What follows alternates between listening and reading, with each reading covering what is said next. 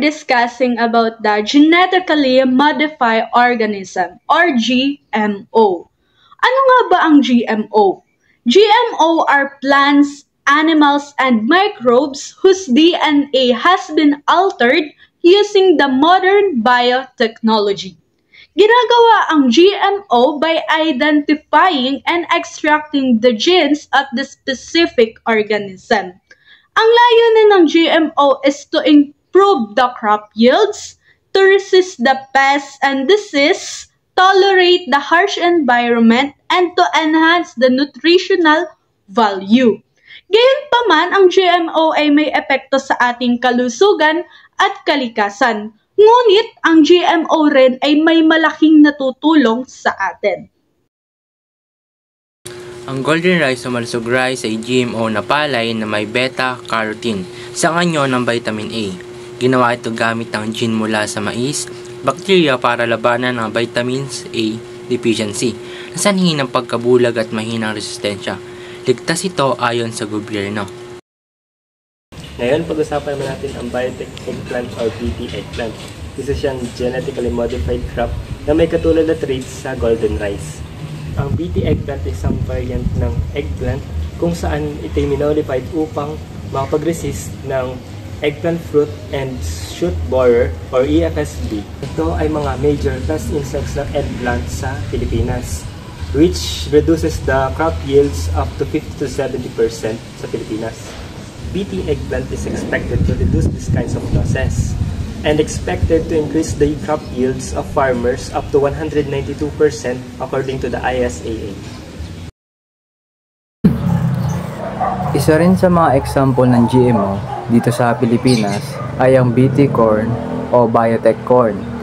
Ito po ay ni-modify para po maging resistant siya sa isang major pest ng corn dito sa Asia.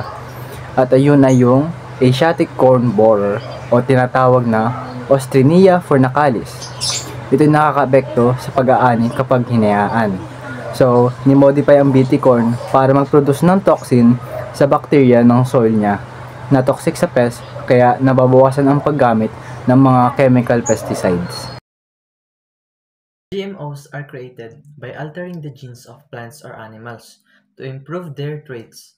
In farming, they help increase crop yields, make plants resistant to pests, diseases, and drought, and reduce the need for chemical pesticides, helping farmers save time and money. In terms of health, GMOs can make food more nutritious, like rice enriched with vitamin A, and help food last longer, reducing waste. For the environment, GMOs lessen the use of harmful chemicals, conserve soil and water, and reduce pollution, making agriculture more sustainable.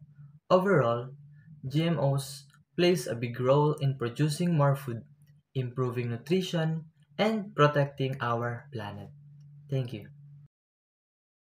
Genetically modified organisms or GMOs have brought both significant impacts on benefiting and challenging the Philippine society. For farmers, GM crops like BT corn have brought both increase in harvest and decrease in pesticide usage, which help in raising income and protecting health. However, the high cost of seeds and dependency on biotech companies have made many small farmers more vulnerable. For consumers, GMOs such as golden rice aim to improve nutrition by addressing vitamin A deficiency, yet concerns about long-term health effects and lack of food labeling remains. For environmentally, GMOs can reduce chemical pollution and, much like with farmers, help in reduce pesticide usage, but they may also cause pest resistance and cross-pollination, which is detrimental and threatening to biodiversity. Economically, biotechnology has boosted corn production and supported related industries, but it also increased corporate control over seeds production and raises legal and ethical debates. Overall, most of the contentions against GMOs in the Philippines revolve around their impact, where lawmakers and various sectors see the production and commercialization of GMOs as something that can negatively impact and affect the country's economy, health, and environment. Thank you very much.